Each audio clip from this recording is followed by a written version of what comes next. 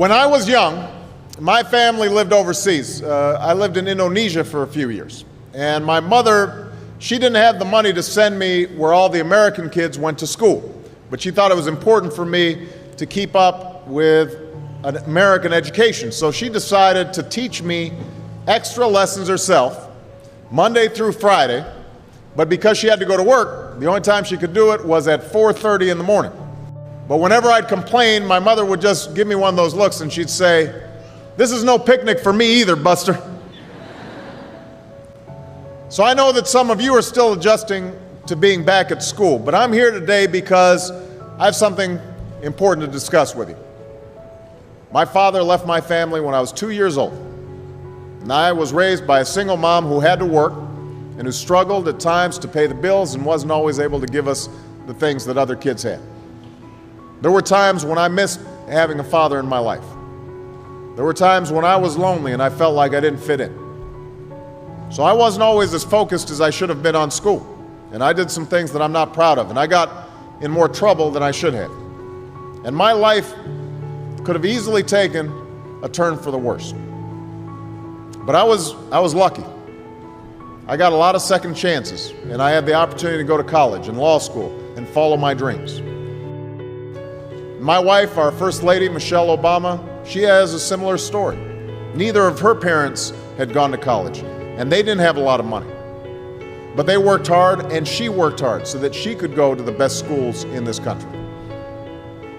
Some of you might not have those advantages. Maybe you don't have adults in your life who give you the support that you need. Maybe someone in your family has lost their job, and there's not enough money to go around. Maybe you live in a neighborhood where you don't feel safe, or have friends who are pressuring you to do things you know aren't right. Maybe you could be a great writer, maybe even good enough to write a book or articles in a newspaper, but you might not know it until you write that English paper, that English class paper that's assigned to you. Maybe you could be an innovator or an inventor, maybe even good enough to come up with the next iPhone or the new medicine or vaccine, but you might not know it until you do your project for your science class. Maybe you could be a mayor or a senator or a Supreme Court justice, but you might not know that until you join student government or the debate team. And no matter what you want to do with your life, I guarantee that you'll need an education to do it. You want to be a doctor or a teacher or a police officer? You want to be a nurse or an architect, a lawyer or a member of our military? You're going to need a good education for every single one of those careers. You cannot drop out of school and just drop into a good job. You've got to train for it and work for it and learn for it. And this isn't just important for your own life and your own future. What you make of your education will decide nothing less than the future of this country. The future of America depends on you. What you're learning in school today will determine whether we as a nation can meet our greatest challenges in the future. You'll need the knowledge and problem-solving skills you learn in science and math to cure diseases like cancer and AIDS, and to develop new energy technologies and protect our environment. You'll need the insights and critical thinking skills you gain in history and social studies to fight poverty and homelessness, crime and discrimination, and make our nation more fair and more free. You'll need the creativity and ingenuity you develop in all your classes to build new companies that will create new jobs and boost our economy. We need every single one of you to develop your talents and your skills and your intellect so you can help us old folks solve our most difficult problems. If you don't do that, if you quit on school, you're not just quitting on yourself, you're quitting on your country. Now, I know it's not always easy to do well in school. I know a lot of you have challenges in your lives right now that can make it hard to focus on your schoolwork. I get it. I know what it's like. But at the end of the day, the circumstances of your life, what you look like, where you come from, how much money you have, what you've got going on at home, none of that is an excuse for neglecting your homework or having a bad attitude in school. That's no excuse for talking back to your teacher or cutting class or dropping out of school. There is no excuse for not trying. Where you are right now doesn't have to determine where you'll end up. No one's written your destiny for you, because here in America, you write your own destiny. You make your own future.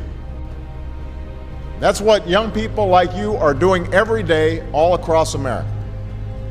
And that's why today I'm calling on each of you to set your own goals for your education and do everything you can to meet them. Your goal can be something as simple as doing all your homework, paying attention in class, or spending some time each day reading a book. Maybe you'll decide to get involved in an extracurricular activity or volunteer in your community. Maybe you'll decide to stand up for kids who are being teased or bullied because of who they are or how they look. Because you believe, like I do, that all young people deserve a safe environment to study and learn. Maybe you'll decide to take better care of yourself so you can be more ready to learn. But whatever you resolve to do, I want you to commit to it. I want you to really work at it. I know that sometimes you get that sense from TV that you can be rich and successful without any hard work. That your ticket to success is through rapping or basketball or being a reality TV star. Chances are you're not going to be any of those things. The truth is, being successful is hard. You won't love every subject that you study. You won't click with every teacher that you have. Not every homework assignment will seem completely relevant to your life right at this minute. And you won't necessarily succeed at everything the first time you try. That's okay. Some of the most successful people in the world are the ones who've had the most failures. J.K. Rowling, who wrote Harry Potter. Her first Harry Potter book was rejected 12 times before it was finally published. Michael Jordan was cut from his high school basketball team. He lost hundreds of games and missed thousands of shots during his career. But he once said, "I have failed over and over and over again in my life, and that's why I succeed." These people succeeded because they understood that you can't let your failures define you. You have to let your failures teach you. You have to let them show you what to do differently the next time. So if you get into trouble, that doesn't mean you're a troublemaker. It means you need to try harder to act right. If you get a bad grade, that doesn't mean you're stupid. It just means you need to spend more time studying. No one's born being good at all things. You become good at things through hard work.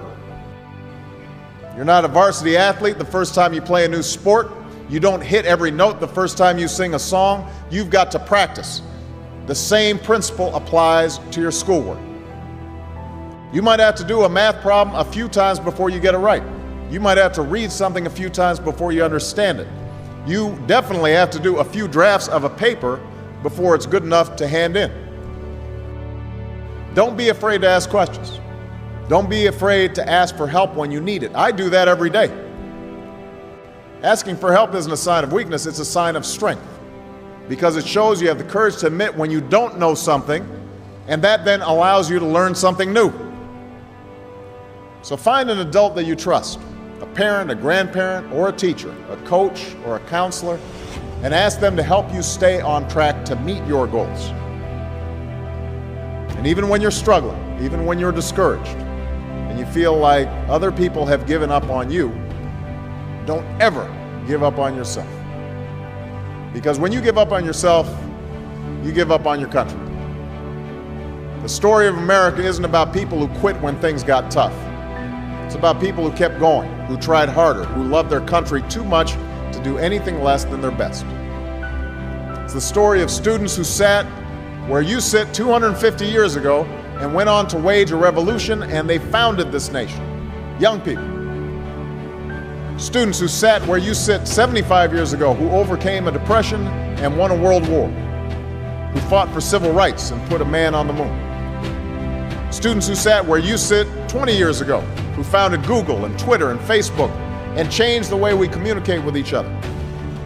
So today, I want to ask all of you, what's your contribution going to be?